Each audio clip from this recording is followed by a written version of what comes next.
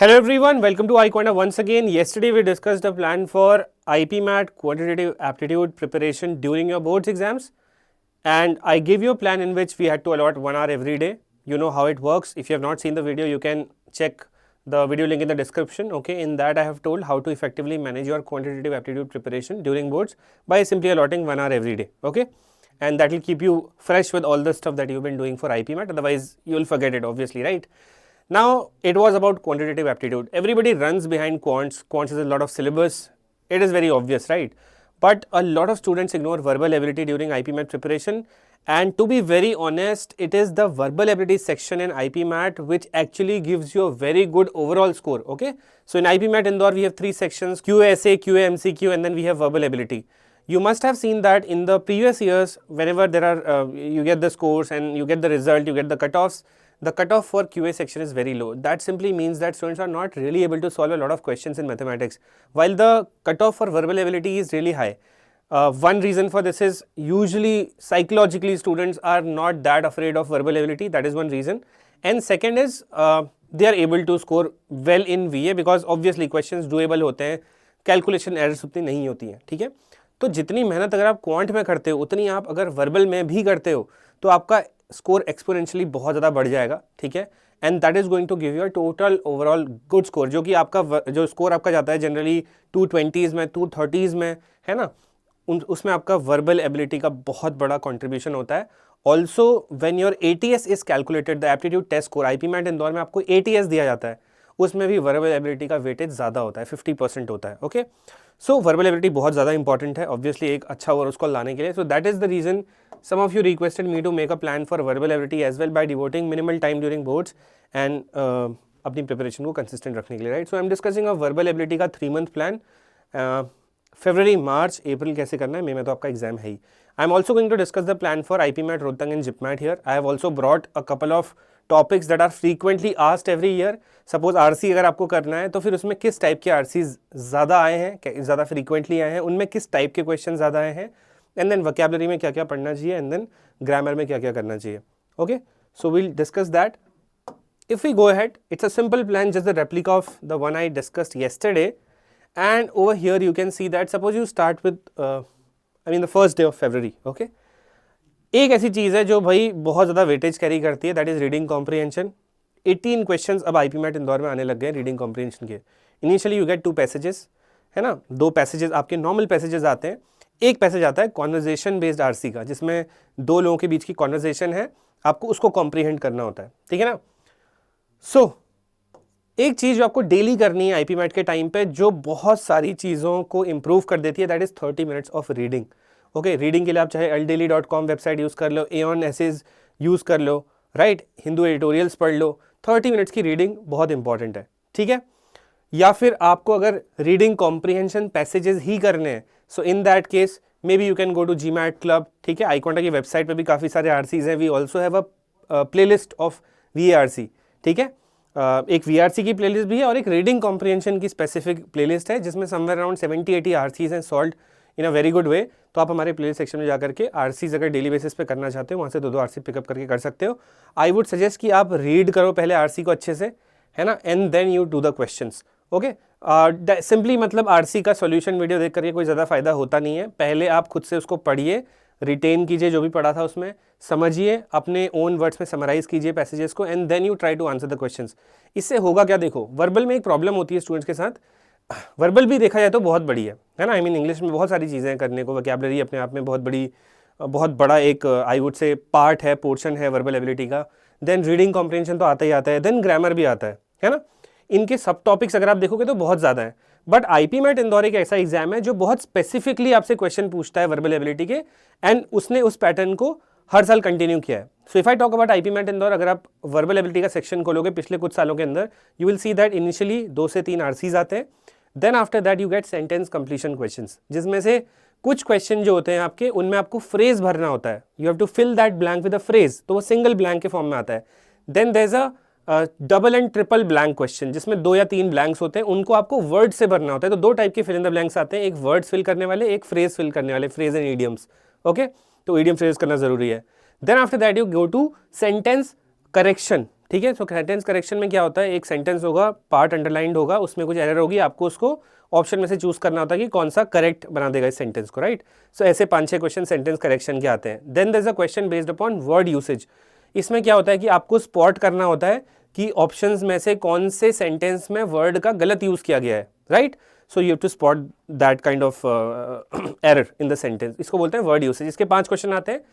And then there are 5 questions of para completion. एक paragraph होगा 4-5 lines का, 100 words का, 120 वर्ड्स का, उसमें एक ब्लैंक होगा, आपको उस ब्लैंक को भरना होता है with the correct sentence given in the options, तो इसको बोलते हैं पैरा कंप्लीशन। और लास्ट आपका आ गया parajumbles. Parajumbles in IPMAT Indore option के बिना आते हैं, मतलब there are no options, okay. आपको सीक्वेंस डालनी होती है और सीक्वेंस डालने के ऊपर भी नेगेटिव मार्किंग होती है। तो पैराजम्बल्स थोड़े से रिस्की होते हैं आईपी मैट इंदौर में करना, बिकॉज उनमें भी नेगेटिव मार्किंग होती है, ठीक है, फाइन। क्या पता इस साल अगर आप इंस्ट्रक्शंस पढ़ो आईपी मैट इंदौर में, क्या पता ऐसा हो जाए कि वो लोग वर्बल पैराजम्बल्स में आपके नेगेटिव मार्किंग ना रखे। तो एक बार इंस्ट्रक्शन जरूर पढ़ लेना पेपर शुरू होने से पहले, ठीक है ना। नाउ अब मैंने आपको क्या बताया कि आपको reading comprehension, sentence completion, sentence correction, parajumbles, para completion और वर्ड यूसेज, इनके क्वेश्चंस करने ही करने हैं, बिकॉज आईपी मैट का जो पेपर होता है वो दिखता ही बिल्कुल ऐसा आईपी मैट इंदौर का, ठीक है। So that is the reason I started with 30 minutes of reading every day. You can see that 30 minute की रीडिंग आपको डेली करनी है, सो दैट आपको रीडिंग की हैबिट बनी रहे, आप स्लो डाउन ना हो जाओ अपनी रीडिंग स्पीड में। सेकंड, काफी सारे वर्ड्स एनकाउंटर करोगे तो वहीं से आपकी वोकैबुलरी आधी कुछ इंप्रूव हो जाएगी अगर आप सीरियसली पढ़ रहे हो, ठीक है। जो 30 मिनट्स आपके बचते हैं उनमें आप 2 आरसीज निकाल सकते हो, and that is why I have said that 1 घंटा आपको डेली देना है, ठीक है। अब सिर्फ आरसी और रीडिंग ही नहीं करनी हर दिन, रीडिंग आप हर दिन कीजिए, ठीक है, बट अगले दिन अपना टॉपिक चेंज कीजिए, बिकॉज व्हाट डिड आई से, आईपी मैट इंदौर में स्पेसिफिक टाइप के क्वेश्चंस आते हैं।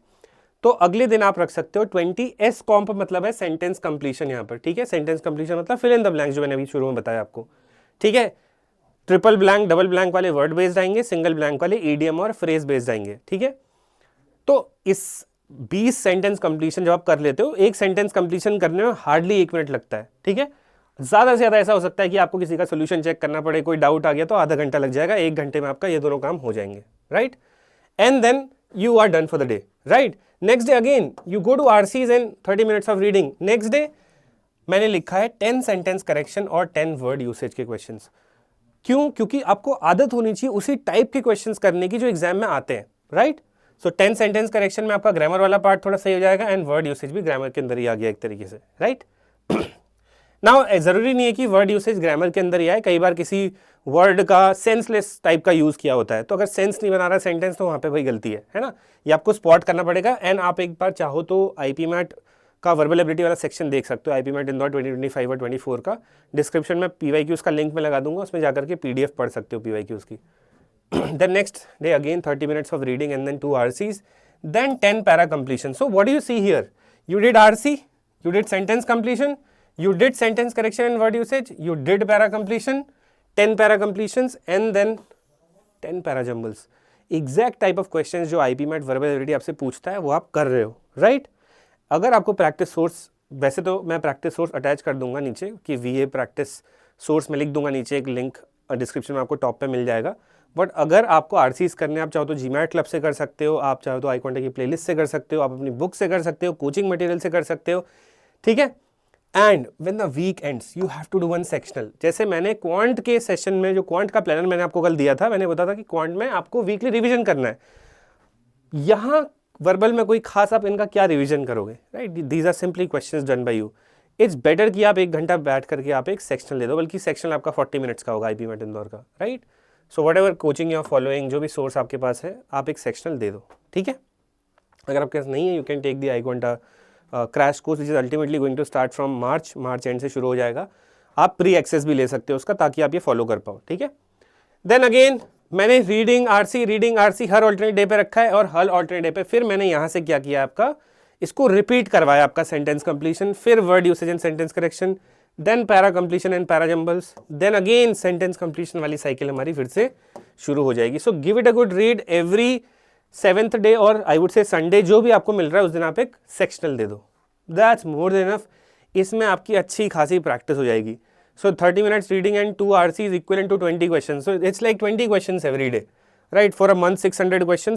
और वर्बल में ज़्यादा टाइम भी नहीं लगता है, और वर्बल आपको उतना ज़्यादा भूलना नहीं पड़ेगा वर्बल करते हुए जितना क्वांट्स करते हो। क्वांट में you have to feed in a lot of data, concept पढ़ना है, फॉर्मूला रटना है, देन उस फॉर्मूला को अप्लाई करना है, गलती कहाँ पर हुई, there is a lot of I would say mental exercise during quants. Verbal में थोड़ा वो कम होता है किसी किसी टॉपिक के अंदर, ऑब्वियसली आरसी में हो सकता है, but when you have very short questions like error spotting है ना, देन आपका sentence completion, fill in the blanks, उनमें इतना ज़्यादा मेंटल एक्सरसाइज नहीं होगा, तो आप जल्दी करके निकल सकते हो।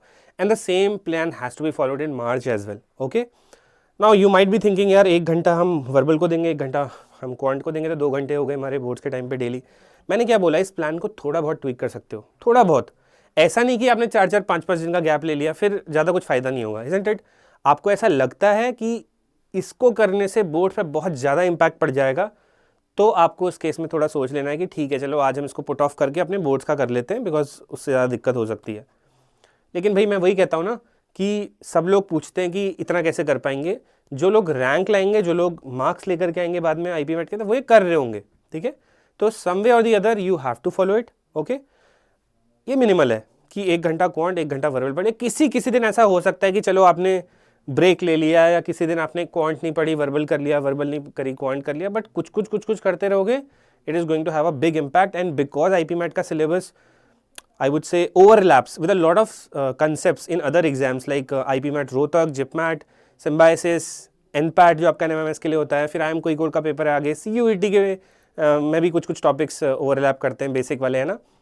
तो किसी पेपर में तो भाई अच्छा फ़र्क पड़ेगा ही, है ना, right. I hope that is clear. By the time March ends, जब मार्च खत्म हो रहा होगा, will be having a crash course as well, just in case आप इस प्लान को फॉलो करना चाहते हो। यहाँ से आगे को आप मॉक सेक्शन लेना शुरू कर सकते हो, बिकॉज सी अब आपके पास यहाँ से पूरा दिन होगा, तो आप मॉक सेक्शनल्स वगैरह, अपने फुल मॉक सेक्शन वगैरह दे सकते हो एक दिन पे, है ना। जिन लोगों का सिलेबस वगैरह सब कुछ हो चुका है, अच्छा रिविजन, जिनको फिर भी आगे को प्रैक्टिस सेशंस वगैरह करते रहने हैं, they can join our crash course. Okay, we'll be teaching from basics again. थोड़ा रिगरस होता है जिसमें 6-7-8 घंटे लग जाते हैं दिन में, है ना, but you will get proper breaks in between, ठीक है। This is how you to go about it. This is a crash course, 250 hours of live classes. Obviously मैंने आपको क्या बोला कि 34-35 डेज 35 to 40 डेज बचेंगे हमारे पास, अगर आप 26-27 मार्च से भी ज्वाइन कर रहे हो, और अगर आप 4 मई को आपका IPMAT इंदौर है, तो पर डे के हिसाब से 7 घंटे लगा करके आप मान के चल सकते हो कि आपको लगभग 200-250 घंटे की तो क्लास होती है। Then there are lot of practice questions. Okay, recording आपको इंस्टेंटली मिल जाती है, कोई भी क्लास अगर आप मिस कर देते हो due to some reason, you will instantly get the recording of it, तो आप कुछ मिस नहीं करोगे, ठीक है। Then there are 80 full length mocks, IPMAT Indore के 40 मॉक्स, रोहतक जिपमैट के 20 mocks. There are extra mocks 5 mocks for other exams like IIM Bangalore online, BBA DB, IIM Kozhikode BMS। Okay, there are extra mocks. Then there is a 24/7 doubt solving WhatsApp group, जिसमें आप अपना doubt कभी put कर सकते हो। कोई भी question नहीं आता है, take a screenshot, put it in the group, there are doubt solvers, okay, they will solve your doubt. So if you want to enrol for it, there is a link in the description, you can check it out. Fine, if you have good percentage in class 10 and 12, there are extra discounts for you. Fine, if I come to this part, okay, कि must do type question मैंने quants में आपको बताए थे। Verbal में आपको पता है कि भाई जो जॉनराज होते हैं, व्हाट इज जॉनरा, बेसिकली किस टॉपिक पे बेस्ड है आपका आरसी। सो जनरली मैंने देखा है कि philosophical and science and tech based RCs बहुत आते हैं। इस साल से एक नया आरसी इंक्लूड हुआ है, that is conversation based RC, ठीक है। तो 2025 का एक बार पेपर देख लेना कि ये कॉन्वर्जेशन बेस्ड आरसी होता कैसा है। 2025 का इंदौर का पेपर देख लेना, आपको दिख जाएगा उसमें, ठीक है। ओके, एंड इस आरसी को इन्होंने कैसे डाला मैं आपको बताता हूँ। जनरली बच्चे क्या करते हैं, IPMAT में 2 आरसी आते हैं, वो शुरू में ही आ जाते हैं 12 क्वेश्चंस के फॉर्म में, है ना। ये आरसी इन्होंने बिल्कुल बीच में डाला हुआ था, बीच में सैंडविच किया हुआ था, है ना। दैट मीन्स शुरू के 12 क्वेश्चन जो वर्बल एबिलिटी में होते हैं वो आपके वर्बल आरसी के होते हैं, राइट। अब नेक्स्ट बिल्कुल 12th के बाद 13th क्वेश्चन आरसी पे नहीं था, वो आपका नॉर्मल ऐसे ही वोकैबुलरी बेस्ड या फिर sentence completion, sentence correction based था। अचानक से लास्ट के कुछ क्वेश्चंस में इन्होंने बीच में कॉन्वर्जेशन बेस्ड आरसी डाल दिया था। So that used to be a shocker कि अरे ये आरसी कहाँ से आ गया एकदम से, है ना।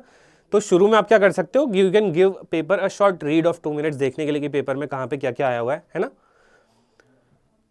टाइप ऑफ क्वेश्चंस की अगर बात करते हैं तो भाई इन्फरेंस बेस्ड क्वेश्चन बहुत सारे आते हैं, ठीक है। फैक्ट बेस्ड क्वेश्चंस आते हैं। मेन आइडिया क्या है, मेन आइडिया या फिर suitable title, same kind of चीज़ हो गई।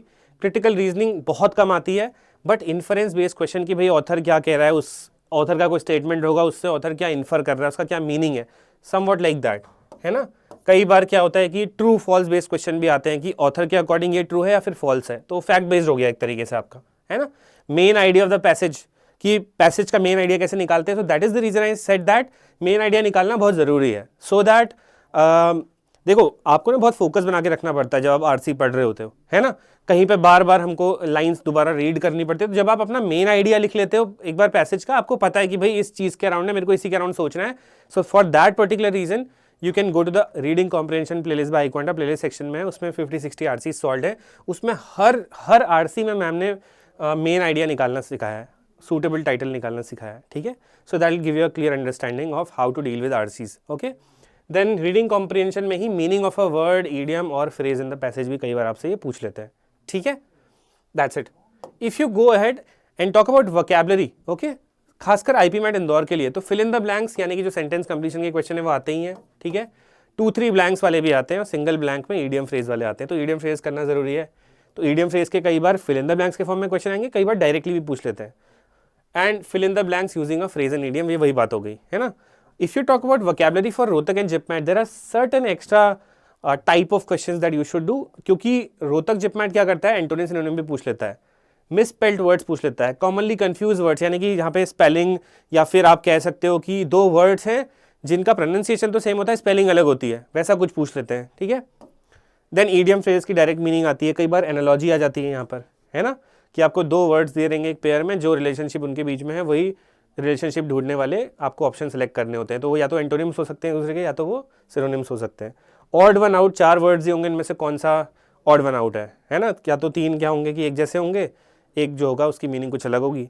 एंड वन वर्ड सब्सटीट्यूशन, तो जिन लोगों ने वर्ड पावर मेडिस अच्छे से करी है, वन वर्ड सब्सटीट्यूशन को अच्छे से जानते भी होंगे, है ना। अदरवाइज वन वर्ड सब्सटीट्यूशन की डायरेक्टली पीडीएफ्स भी आती हैं बहुत सारी, है ना। Now if you talk about some other VN grammar topics frequently asked in Indore, तो सेंटेंस कंप्लीशन तो सबको पता है, फिल इन द ब्लैंक्स वाला हो गया। सेंटेंस करेक्शन, जहाँ पे अंडरलाइन सेंटेंस आएगा उसको करेक्ट करना होगा। वर्ड यूसेज आपको पता है, यहाँ पे एक वर्ड का इनकरेक्ट यूसेज होगा। पैरा कंप्लीशन आपको पता है, पैरा फिल करना होता है। पैरा जंबल्स आपको सेंटेंस रीऑर्डर करने होते हैं, है ना। बट अगर आप अदर वीएन ग्रामर टॉपिक्स देखते हो, ये बेसिकली ग्रामर टॉपिक्स के अराउंड है, ठीक है, जिनमें थोड़ी बहुत ग्रामर यूज हो सकती है। इसमें ग्रामर यूज होती है, सेंटेंस करेक्शन में ग्रामर यूज होती है ना। बट अगर आप बाकी ग्रामर टॉपिक्स के अराउंड जो क्वेश्चन पूछे जा सकते हैं आईपी मैट रोहतक और जिपमैट में, उसमें आपका एक्टिव पॉसिव वर्ब का क्वेश्चन मैंने देखा है 2025 में, एंड डायरेक्ट इनडायरेक्ट स्पीच भी आता है कई बार, ठीक है, एंड एरर स्पॉटिंग आती है, ठीक है। तो ये आपके ग्रामर वाले क्वेश्चंस हो गए। लास्टली, अगर आपको एग्जैक्ट आइडिया लेना है कि पेपर में कैसे पीवाईक्यूज आते हैं, किस फॉर्मेट में आते हैं, क्या उनका डिफिकल्टी वगैरह होता है, तो आपको प्रीवियस आईपी मैट के जो भी पेपर्स हैं वो देखने हैं। I have collated them all at one place, सारी पीडीएफ्स मेरे पास हैं, मैं डिस्क्रिप्शन में लगा दूंगा, आईपी मैट पीवाईक्यूज, उसको ओपन करके आप अपने चेक कर सकते हो पीवाईक्यूज, ठीक है। दैट्स इट विद वीए, ठीक है। अगर आपको कोई भी डाउट आता है इसमें, कोई और सोर्स आपको प्रैक्टिस के लिए चाहिए, तो you can ask in the comments, will give it to you. And if you want practice sessions, then playlist section में वो अवेलेबल है, ठीक है। ये मिनिमल चीज़ है, मैंने बोला है ना। अगर आप ये थोड़ा बहुत करते रहते हो, you can take a big jump compare to somebody who is not doing anything, okay. देखो होता क्या है, कंपटीशन बहुत चीज़ों से आगे पीछे होता है। कई बच्चे ऐसे होंगे जो 1 साल से प्रिपेयर कर रहे हैं, कोई 2 साल वाला भी होगा, कोई 6-7 महीने में भी क्रैक करता है ना। इट ऑल डिपेंड्स अपॉन कि कितना वो कंसिस्टेंट थे, कितना उन्होंने सीरियसली प्रिपरेशन करी। अदरवाइज करो देन छोड़ दो, फिर करो देन छोड़ दो। If you do that way, उतना आउटपुट निकल करके नहीं आता आपकी प्रिपरेशन का, है ना, तभी मॉक्स में नंबर भी कम आ रहे होते हैं।